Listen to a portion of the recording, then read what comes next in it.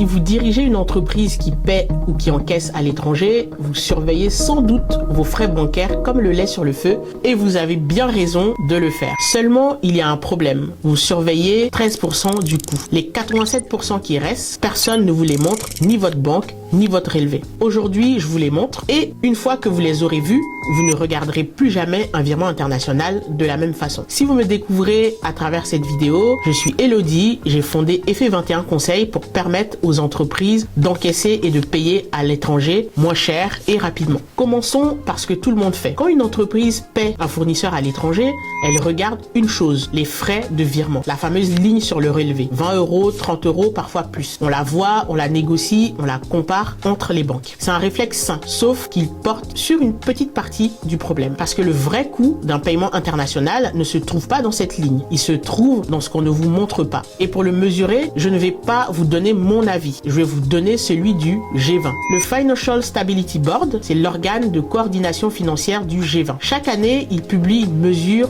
du coût réel des paiements transfrontaliers. Et son rapport établit un fait que très peu de dirigeants connaissent. Sur un paiement entre entreprises, les frais visibles, celui que vous négociez, ne pèsent que 13% du coût total. Les 87% restants sur ce même paiement entre entreprises, c'est du change, la marge appliquée sur le taux. L'écart entre le vrai taux, le taux interbancaire et celui qu'on vous applique vraiment. Et ce n'est pas une opinion, ce n'est pas un argument commercial, c'est la mesure officielle du G20. Alors posons la vraie question. Si l'essentiel du coût est invisible, qu'est-ce que vous négociez vraiment quand vous discutez vos frais de virement bancaire avec votre banque? Décomposons un paiement. Quand vous envoyez de l'argent à un fournisseur à l'étranger, vous payez en réalité 4 choses et vous n'en voyez qu'une. La première, c'est le frais de transfert, la ligne visible, celle que vous connaissez. La deuxième, c'est la marge de change, l'écart non détaillé entre le taux réel et le taux qu'on vous applique. La troisième, c'est la cascade des banques correspondantes. Sur un paiement international, votre argent ne va pas en ligne droite. Il passe par plusieurs banques intermédiaires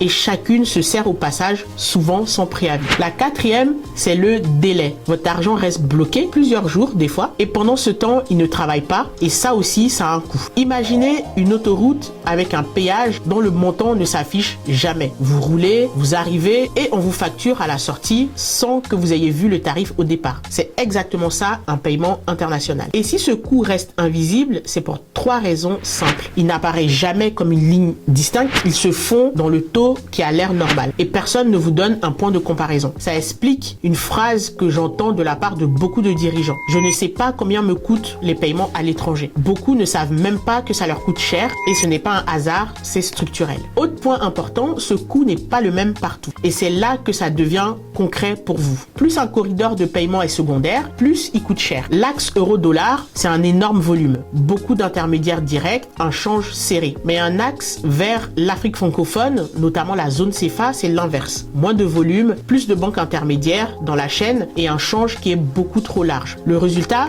le G20 le chiffre. Depuis l'Afrique subsaharienne, le coût d'un paiement tourne entre 3 et 3,5% en moyenne. C'est 2 à 4 fois la moyenne mondiale. Et sur certains corridors, on peut dépasser les 12%. Donc si vos flux passent par ces zones, vous n'êtes pas sur la moyenne. Vous êtes du mauvais côté de l'équation et vous payez ça tous les mois sans le savoir. Alors maintenant qu'on sait tout ça, qu'est-ce qu'on fait? Bonne nouvelle, ce n'est pas une fatalité. Il existe une solution simple et légale pour réduire les frais et les délais. Elle permet également d'augmenter la lisibilité et la prévisibilité de vos paiements à l'étranger. Ce sont les stablecoins. Un stablecoin, c'est une version numérique de l'euro ou du dollar qui circule sur une blockchain, ce qui la rend plus rapide et moins coûteuse à déplacer. J'ai fait une vidéo complète sur les stablecoins, notamment leur utilisation en entreprise. Je vous mets le lien en description. Ce qu'il faut retenir, c'est que ces fameux stablecoins ont le super pouvoir de rendre vos paiements à l'étranger transparents, rapides et moins chers. Alors pourquoi ne sont-ils pas plus adoptés par les entreprises? Eh bien c'est parce que malgré leur efficacité, beaucoup d'entreprises les associent encore à la spéculation des crypto-monnaies et ne savent pas par où commencer. C'est pour cette raison que j'ai développé une approche pour simplifier l'intégration des stablecoins dans vos flux financiers. D'abord, on analyse vos données. Je cartographie vos flux corridor par corridor pour faire apparaître ce que vous payez vraiment. Frais, change, délai. C'est le diagnostic. Ensuite, on évalue la meilleure façon d'intégrer les stablecoins dans votre contexte précis. Quel quel corridor, quel outil, sans jamais toucher à ce qui fonctionne déjà chez vous. Puis on expérimente sur quelques transactions réelles en parallèle de votre banque. Pas d'engagement à l'aveugle, on mesure chiffre en main. Enfin, je vous remets une recommandation claire, ce que ça vous a coûté avant, ce que ça vous coûte après et faut-il commencer ou pas. Vous décidez à chaque étape. Au-delà du conseil, je vous accompagne jusqu'au bout. La mise en place concrète, l'intégration des outils ainsi que la formation de vos équipes. Les stablecoins, eux, restent un moyen au service de vos objectifs, pas une fin en soi. Et avant que la question ne vienne, oui, c'est encadré, un usage de paiement entre entreprises avec prestataires régulés et conversion immédiate reste dans le cadre à condition de connaître les règles de votre corridor. J'ai d'ailleurs une note de synthèse réglementaire corridor par corridor en description. Il y a une phrase que je répète à tous mes clients. On ne peut pas optimiser ce qu'on ne mesure pas. Alors commencez par vous situer. J'ai préparé une grille d'auto-évaluation, 10 questions que vous remplissez vous-même de votre côté sans me transmettre la moindre donnée. À la fin, vous savez si vos paiements vous coûtent trop cher, à quel point vous êtes exposé. C'est gratuit, le lien se trouve en description. Et si ensuite vous voulez qu'on regarde votre situation ensemble, mon agenda d'échange de 30 minutes est juste en dessous. Mais commencez par mesurer, la suite vous appartient.